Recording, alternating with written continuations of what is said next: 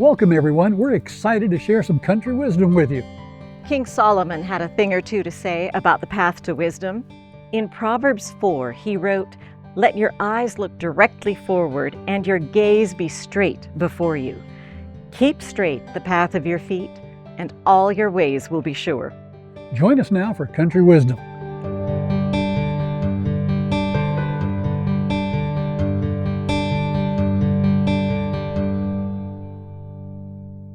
I thought it was supposed to be warmer today. I was thinking this episode will end when my mouth can no longer form words. Yeah. Well, I'm almost wondering, if chattering is going to be what everybody hears rather than any words. But, we're here in the Battery Point area in Crescent City, California, and it is overcast. And the cool thing, Battery Point Lighthouse. It is pretty, even on a day like this. Now, apparently there was some ships that sunk that had cannons, and they hauled 3 cannons in and put them up in the area. That's where the name Battery Point came from. But this lighthouse, built in, I think it was 1865. And a little bit before my time. What's the next line I'm supposed to say? They decommissioned it in about 1965, but then they started it in again, I guess, for all the local fishermen and things. And it's kind of cool, it was timing. Every 30 seconds, the light comes around and gives light to all the wayfaring seamen out there. At low tide, you can walk across to it, but a lot of days there's not enough low tide. My daughter's done it, and she told me that she was having so much fun out there taking pictures and everything. She wasn't paying attention to the fact that everybody else was leaving, and she nearly got stranded out there, and she would have had to wait until the next low tide. Which is another day, probably at least 12 hours. 12 hours before she could get back across. That'd be another day. We're stuck out there in the cold. Yeah. But, lighthouses are pretty incredible. There was one down south of San Francisco that 2 ships, I think it was 1863 and 1865, sunk, killing 35 people off of a particular point. And the United States didn't want to put money into building a lighthouse there. But they finally, after they lost 37 people in those ships, they said, okay. It might be worth it. We better do it. These ships coming from Australia, hauling coal to California. They could haul coal faster, clear across the ocean than they could from the East Coast to get to California. Oh, right, because we didn't have the Panama Canal yet, so they had to go clear around South America. So really, Australia was closer to California. Yes.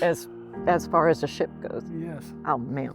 Now, another interesting thing that I found was back in Egypt, Alexandria, and I know you know this, that they built a lighthouse that was huge. It was massive. One of the 7 wonders of the ancient world. Doesn't exist anymore. And they actually built a mirror. This was 200 years before Christ. They built a mirror. Isn't it neat to think that he probably had heard about that amazing new technology? Yeah. But they could reflect light off of that mirror 100 miles across the sea. So pretty incredible. Lighthouses are amazing. We tease you because it's like no matter what the subject is, you have a song that matches everything. You remind me, there's a guy in my hometown, we call him the fruit guy, because twice a week he comes up with fresh fruit and vegetables and things. And there's someone who works with him who is like, I would like to play Trivial Pursuit with him because he knows every pop song and will break into song. You, I think, know every country western song, every old gospel tune, and someone will say a perfectly innocuous phrase, and you break into some old song I've never even heard of because it has that phrase in it. That's because I'm older. No, you just listened to more music growing up, I guess. But there's one, I don't even know how old the song is, but it's about a lighthouse. And I have a favorite song that's also about a lighthouse, but it's much more modern. And they filmed it, the music video, on a day that was a lot warmer than this because they're out on this tugboat. But your song, The Heritage Singers sang the one I'm thinking Is of. that it? Yeah. Well, it's probably, I'm sure that's it. I looked up the lyrics, and if I can get my fingers to work and to open this piece of paper, I'm not going to read all the lyrics, but it's about an old lighthouse up on a hill that the powers that be have decided it's worthless. It's not doing any good anymore, and they want to tear it down. And yet the last verse is what's neat. It says, "Then my mind goes back to that one dark stormy night when just in time I saw the light. Yes, it was the light from that old lighthouse that stands up there on the hill."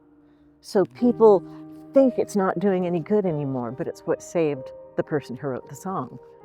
You know, that means a lot to me too, because that's what saved me, you know, is finally God revealed his light, because we're told that Jesus is the light. The light of the world. Yeah, Jesus is the light of the world.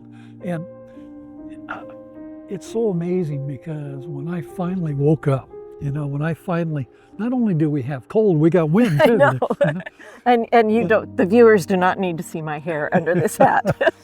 But when I finally woke up, it was like, wow, Lord, thank you. You know, Everything looks different when it's yeah, everything looks different. And I had a couple of texts and things I wanted to share with you today, if my fingers will function at all to get to any pages. But you know, in John 8:12, it says, "I am the light of the world."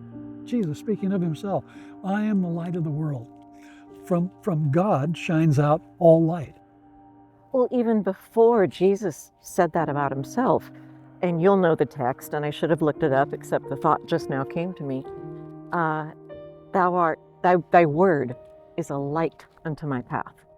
Yeah. David wrote that, right? Yeah, a lamp unto my feet and a light unto my path. Yeah.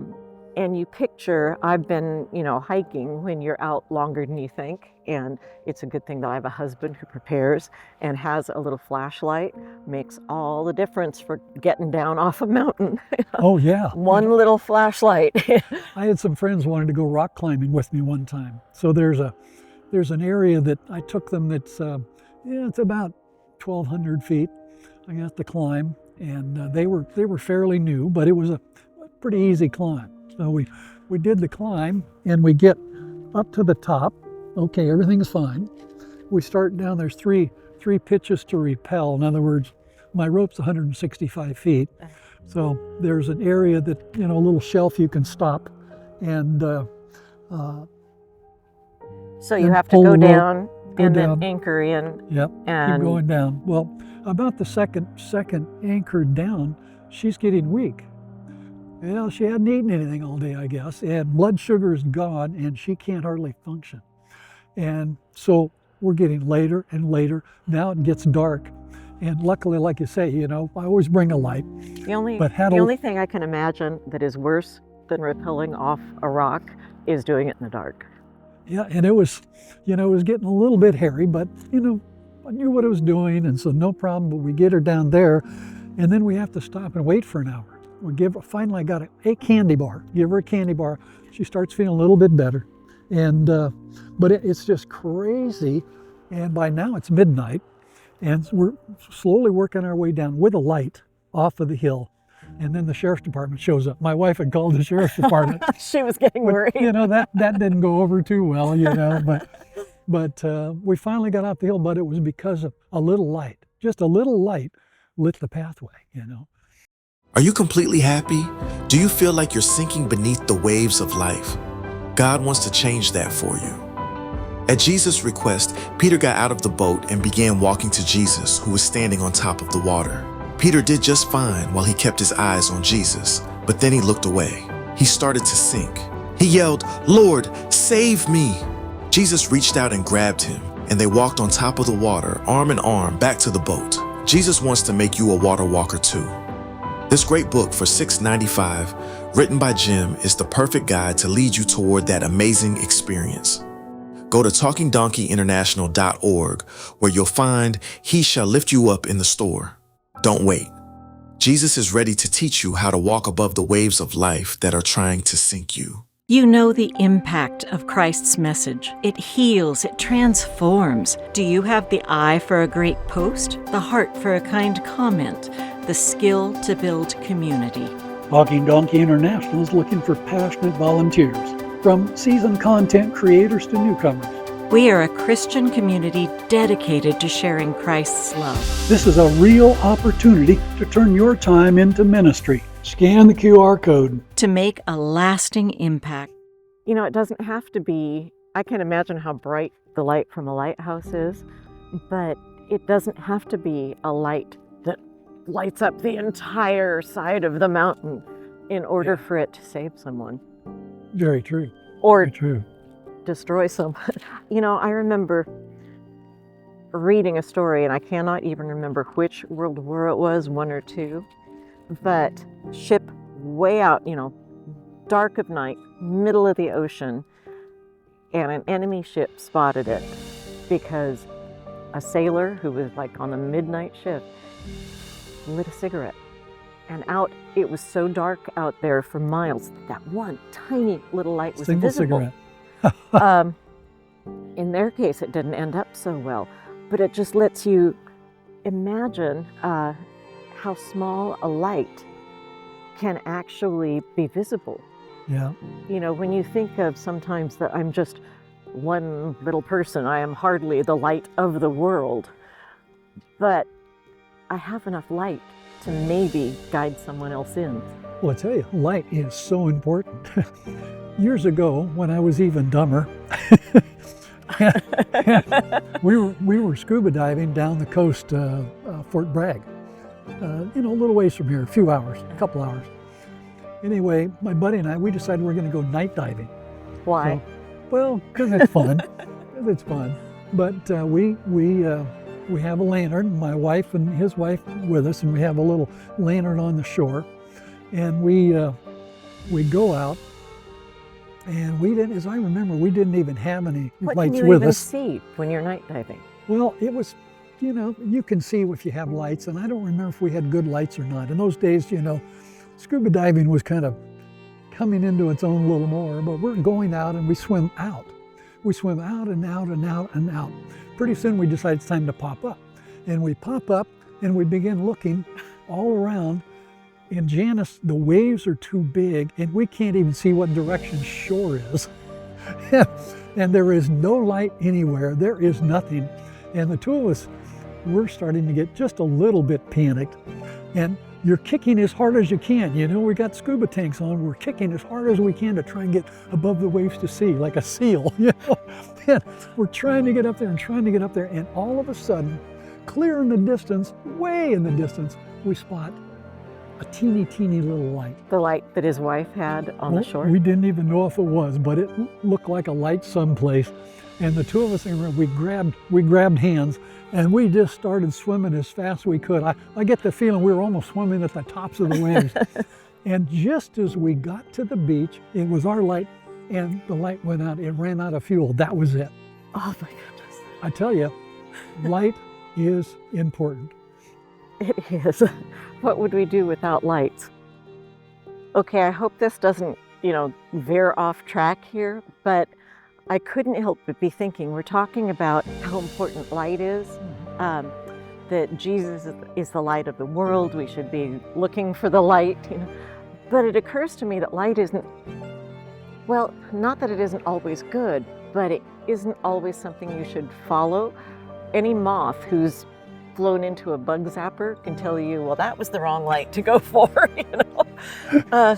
But I think we need to be careful, because what's the verse that Corinthians? Where are you going with this? About Satan can transform himself 2 Corinthians, into an angel of light. Not everything that glitters is gold. You know? Not everything that glows is the light you should be following. Pretty interesting thought when you think the devil is total darkness. There is no light in him at all. Yeah, but it's like a black hole. He transforms himself, as you said, into an angel of light. Right.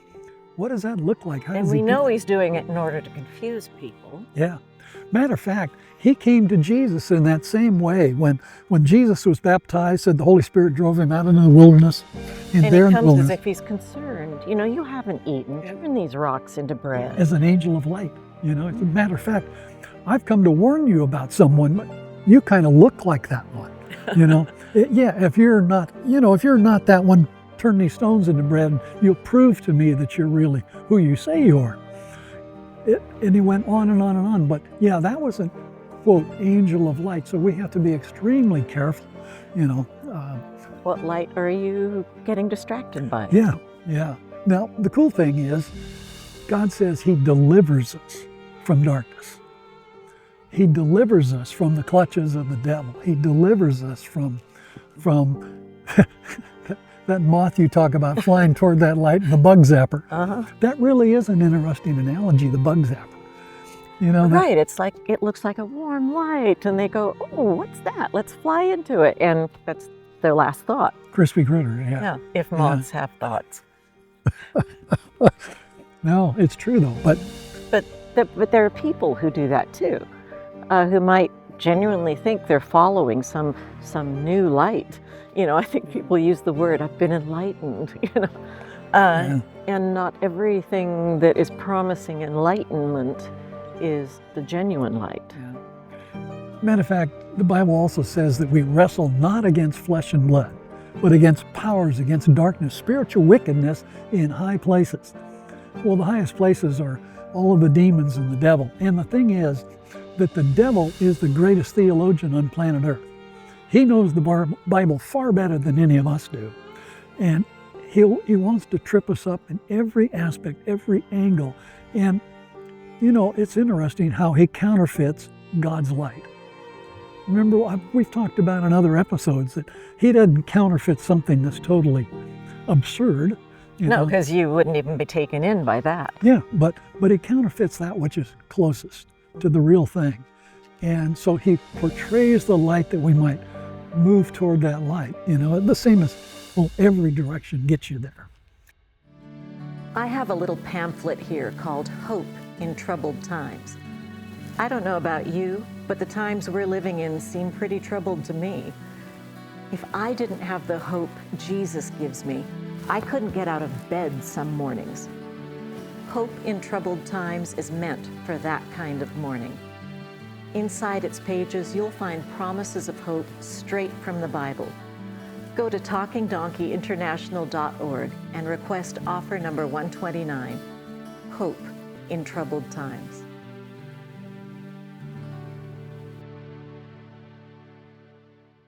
You know the impact of Christ's message. It heals, it transforms. Do you have the eye for a great post, the heart for a kind comment, the skill to build community? Talking Donkey International is looking for passionate volunteers, from seasoned content creators to newcomers. We are a Christian community dedicated to sharing Christ's love. This is a real opportunity to turn your time into ministry. Scan the QR code to make a lasting impact. Are you completely happy? Do you feel like you're sinking beneath the waves of life? God wants to change that for you. At Jesus' request, Peter got out of the boat and began walking to Jesus, who was standing on top of the water. Peter did just fine while he kept his eyes on Jesus, but then he looked away. He started to sink. He yelled, "Lord, save me!" Jesus reached out and grabbed him, and they walked on top of the water, arm in arm, back to the boat. Jesus wants to make you a water walker too. This great book for $6.95, written by Jim, is the perfect guide to lead you toward that amazing experience. Go to TalkingDonkeyInternational.org, where you'll find He Shall Lift You Up in the store. Don't wait. Jesus is ready to teach you how to walk above the waves of life that are trying to sink you. He doesn't counterfeit something that's totally absurd. No, because you wouldn't even be taken in by that. Yeah, but he counterfeits that which is closest to the real thing. And so he portrays the light that we might move toward that light. The same as, every direction gets you there. Back to the verse that I had brought up earlier, where David says, "Thy word is a lamp unto my feet and a light unto my path." That is how you know the true light. You've got to keep comparing it, to God's word, to Christ's life. And thing is, how do we get there? Well, we've got to be connected into the power source, the real power source, which gives us spiritual discernment to be able to see that. I remember, I spent a lot of time in India and done a lot of meetings. Now, this wasn't me, it was someone else that did these particular meetings, but a lot of times, you've got the old light cords that kind of hook on the lamp post and then dangle clear across the stage with just incandescent light bulbs hooked up into them, regular light bulbs hooked into them. And this one night, this fellow came to the preacher and said, "Can I have one of those?" Well, a light bulb? A light bulb, yeah. And, he didn't want to say no, so he's, okay, he unscrews it, gives it to the guy. A couple nights later, the fellow comes back, he says, "It doesn't work." "What do you mean it doesn't work?" He takes it, screws it back in. He never did put another light bulb in there. Screws it back in the socket, poof, light. Well, he says, how did you hook it up? Well, he says, "I took a string and tied it like you, and I hung it up I shouldn't laugh. in my village." And, A light bulb is useless if it's not connected to the source of light. exactly. And bottom line, we're useless unless we're connected into the light source. We've got to be.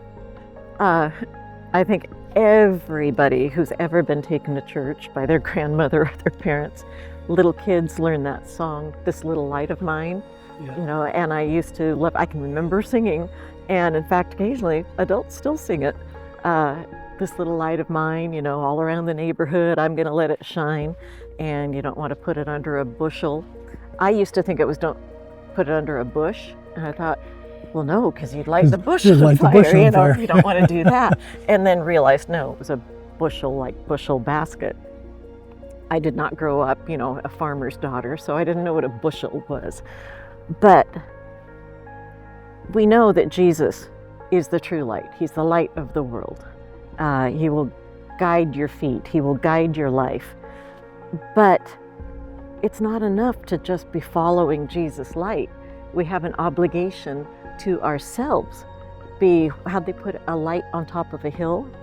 Yeah. That everybody can see. So let your light shine, that all around you will see your good works. Yeah, or just that little kid's song, where it talked about all around the neighborhood. How do you be a light around your own neighborhood? Because if you can't even manage that, then maybe you've got to question if you really have the light of Christ in you. I've got a good story of how to get connected into that power source, and you'll remember it as soon as I say it. Moses, remember when he looked out in the desert, all of a sudden he sees a burning bush. Right. And I'm thinking about your burning bush with the candle. That's what gave me that bush was not burning up. And he goes over there, and it's not burning. And because God is there. Now, he ends up calling Moses, and they have a very interesting experience. Fast forward many years later, and Moses goes up in the mountain to meet God in the mountain. And as he's there with God, he says, "God, I'd like to see your face." God says, "No, you cannot see my face. It's too much. You can't take it." But anyway, It'd be like the moth with the bug zapper. pretty close. And not because God didn't want to destroy him. God wanted to share as much as he could. So he puts him in a rock and he passes so Moses can look on his backside, sees his backside. Moses comes down off the mountain and everybody down below says, "Oh, you got to cover your face. I can't look at you." I guess he It's was too literally much. glowing He was glowing. from having spent time with God. That's the key. Spending time with God helps you glow in your life. It lights the candle in your life. It lights you up. You become a lighthouse. And he was just glowing. Finally, he had to cover himself up. Now, fast forward just a short time later, they're all worshiping the devil. They build idols and everything else. That's why they couldn't look at the light. Because darkness, there's another verse, what does darkness have to do with light? Yeah. You can't coexist. Yeah. Have you ever spent any time in a cave and someone turns out the light? Yeah, unfortunately, yes. Well, I'll hear your I experience. know, you're always teasing me about all my phobias. You have a lot of them. Well, okay. I think it's perfectly reasonable to not want to be in small spaces or in dark places. But I remember when I was a kid, I could not have been more than 7 or 8. And we were in Carlsbad Caverns. And they led you into this big room, and they had little lights, you know, and you could see all the, which goes up and which goes down, stalagmites, stalactites.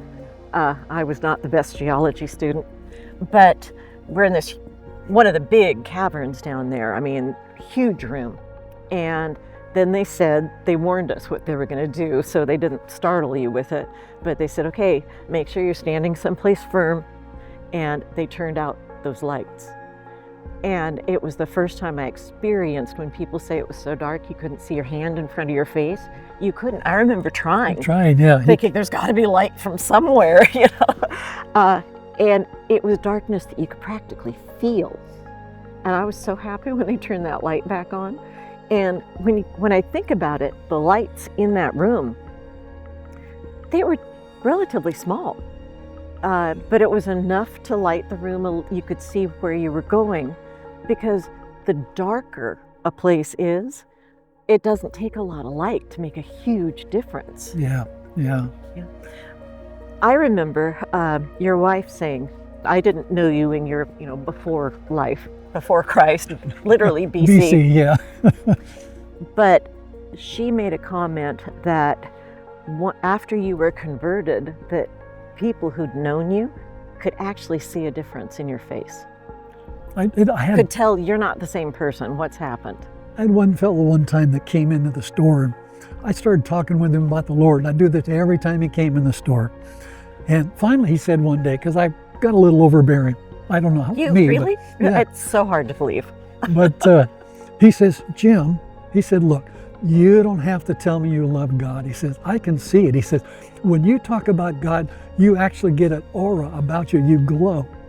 And that hit me so much, that, wow, and it's the key. God is living in our lives, and when he does, it's him that shines out. He's the lighthouse in our lives. One morning I was looking in the mirror, because every morning I'm doing my face, and I was complaining, oh, these lines. I said, I'm starting to look like my mother. And my husband said, oh, Janice, you will never look like your mother. She was not a happy person because she didn't have God in her life. And so I realized, oh, that's right. The fact that I have God in my life, my face actually doesn't look as bad as it would if I didn't. There you go. There you go. Folks, there's the key, is look to the light, look to Jesus Christ. He will fill your life up. He'll change your life. He'll give you a younger life. He'll do all of these things. But come to the light right now. Choose you this day, he says, whom you will serve. And God, guaranteed, will change your life. Let's go find a warm place, spot. shall we? Thank you for watching. Join us again for another exciting Country Wisdom. See you next time.